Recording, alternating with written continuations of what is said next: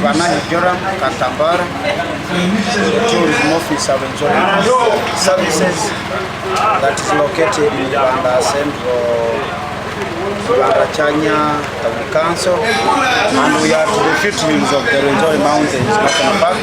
That is where our head offices are found. Of course, Rwenzori is an NGO company of 1,650 people, and we are targeting tourism, we benefit on tourism, and we are here on this event of the World Tourism. In fact, as Kasese being the district, this is the first national event that Kasese have had all over, and we are very happy that we are here.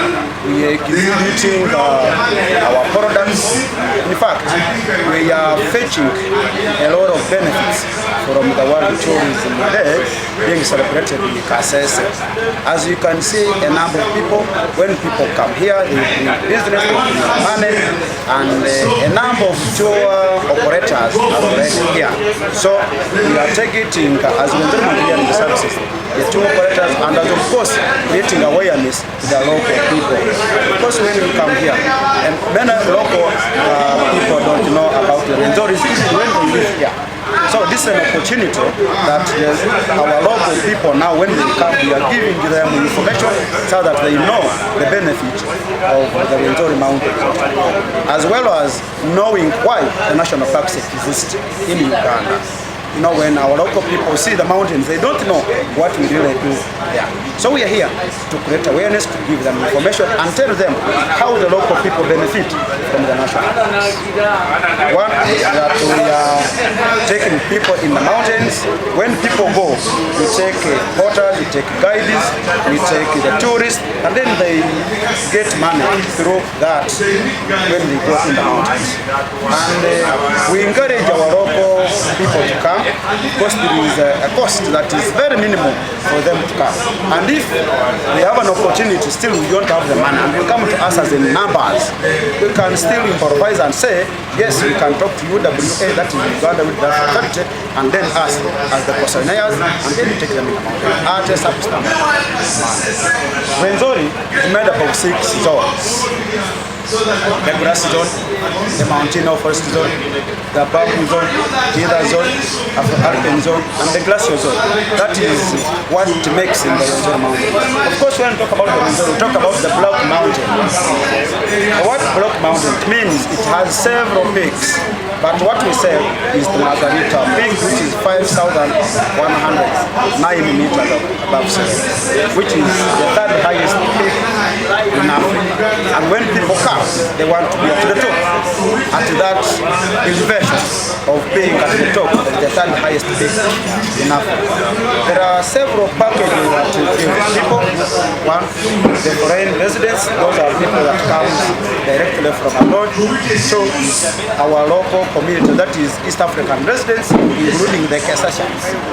So we encourage people to come and explore the beauty, the fauna and flora of the region. There are a number of features up there. The mountain elephants, you call them mountain elephants. Of course, you look at mountains climbing and you wonder how we are living there. We have the antelopes there, the leopards there. There are other animals called the red duckers. These are animals which looks like goats in certain color, but called red duckers. Of course, we have a number of features like the giant lobelias. I'll talk about the giant lobelias. There are species that we have up there that never found anywhere else. For example, the giant lobelia, the Rwenzori Turako birds. These are the kings of the other birds. They are only found in the Rwenzori. So when people come, they want to look at those animals, those birds, those plants that keep there and don't be elsewhere in the international parks in Uganda. Okay. So how do people access your services? Sorry? How do people access your services in case they want to come? Yes, we are on website. You search www.rms. You find us on the website. We have the volunteers. We are we have offices here. Kasese at AK Complex, then in Kampala at WA offices. You find us in Kamocha. You go to Fokoto when you reach at Kabarole Towers in the roundabout where this sign of in the Bank of Uganda. You find our offices, and then we have several contacts that we give to people when they want to come to us.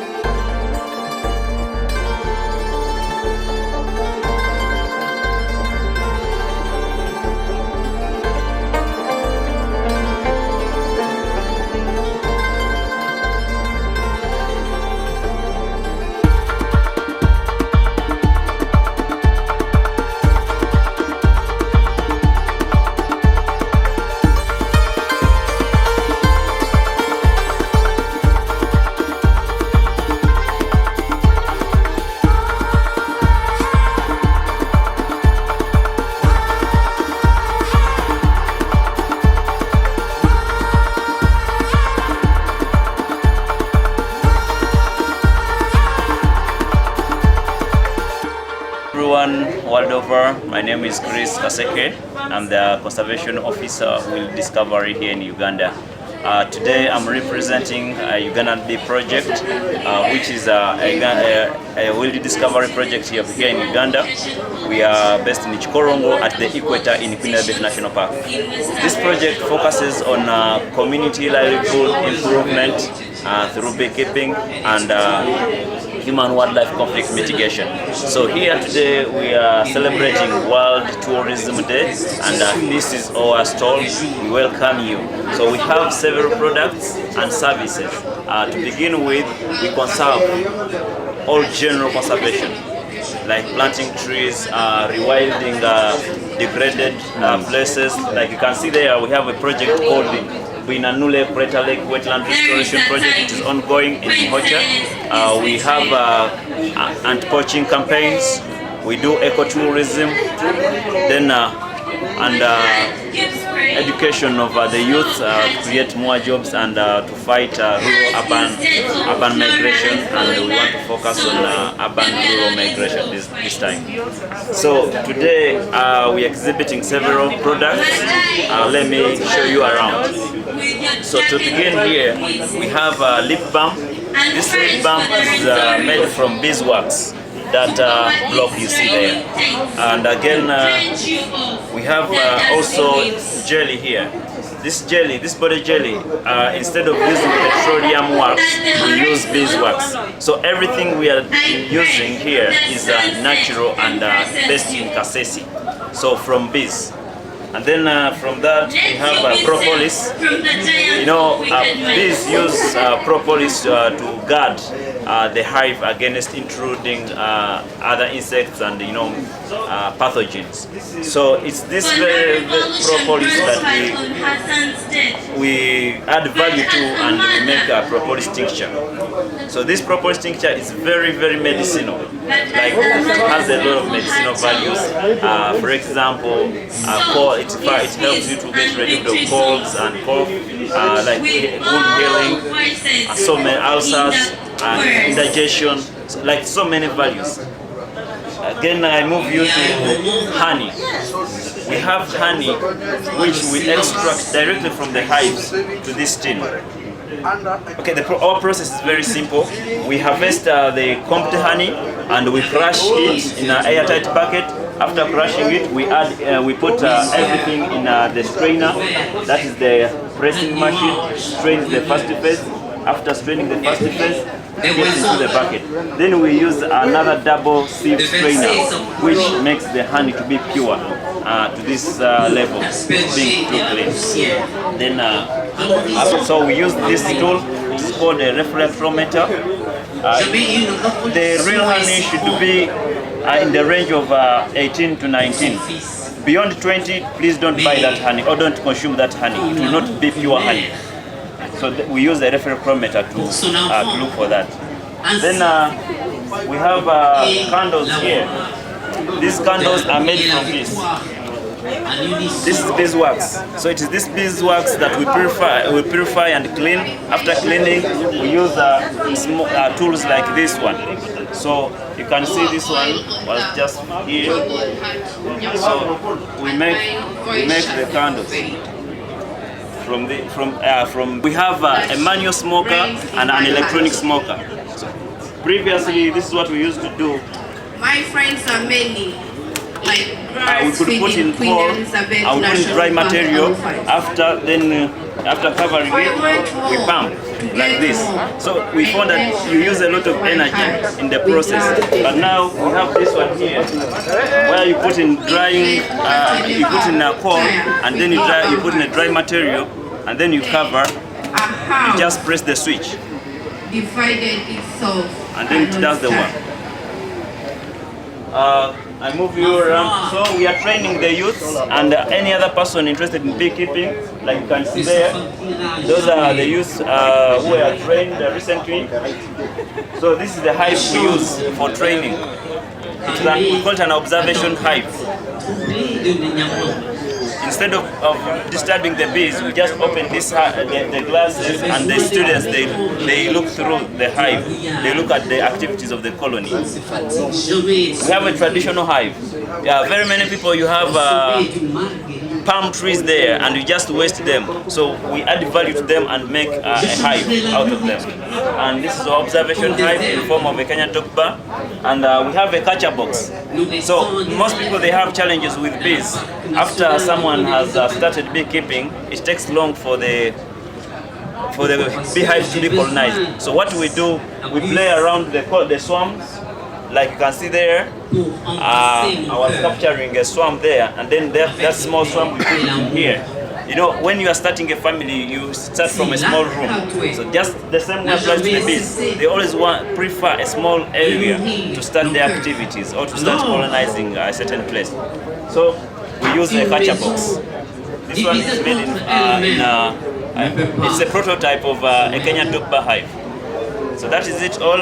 My name is Chris Mongli Kaseke, Conservation Officer, Wild Discovery, but based here in Uganda, working on Ugandan bee project based in Chikorongo at the equator line. Thank you.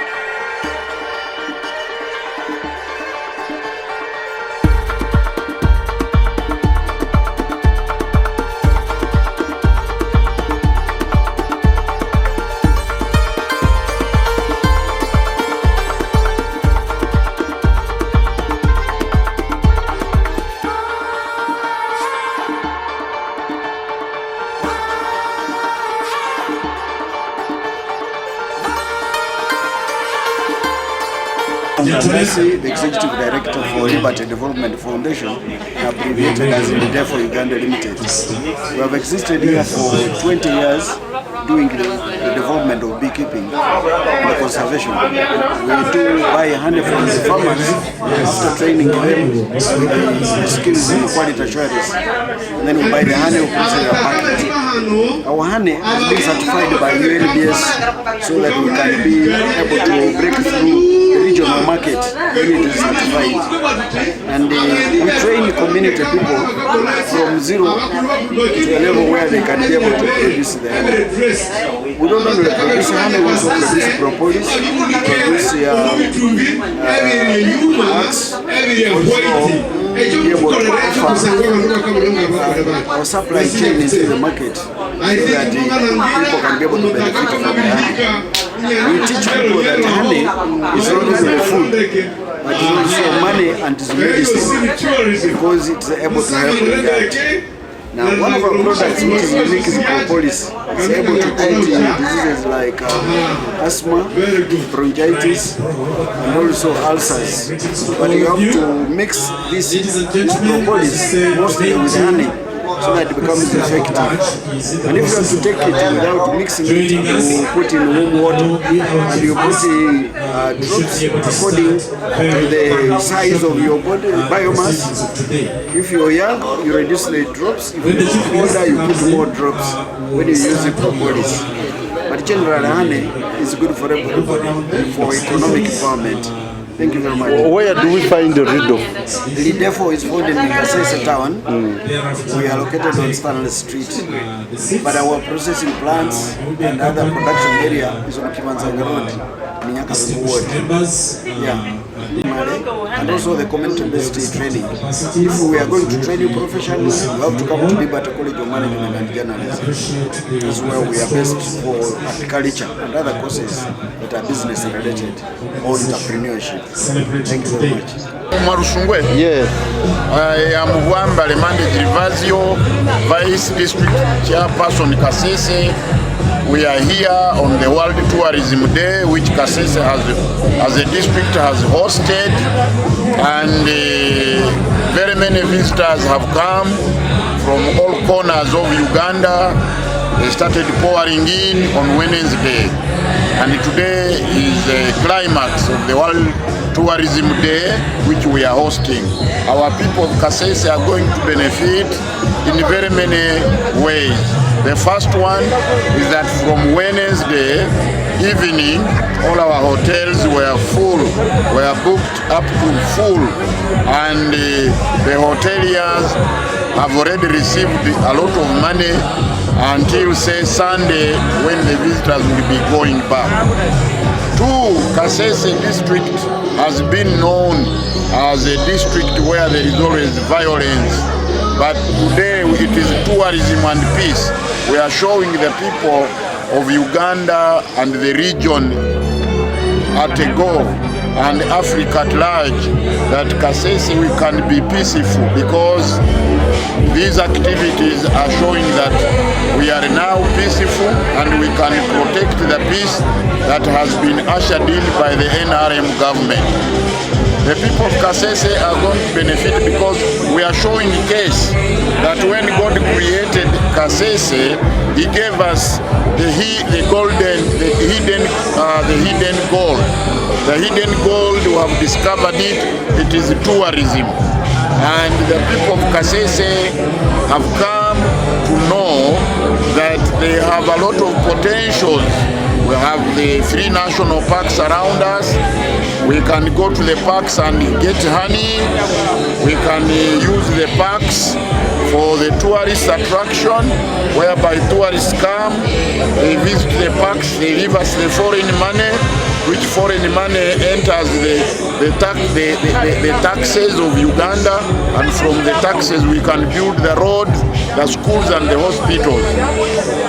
The people of Kasese are going to benefit from this day because there is a lot of display. Very many people who have invested in tourism in Uganda and in Kasese in particular have shown case.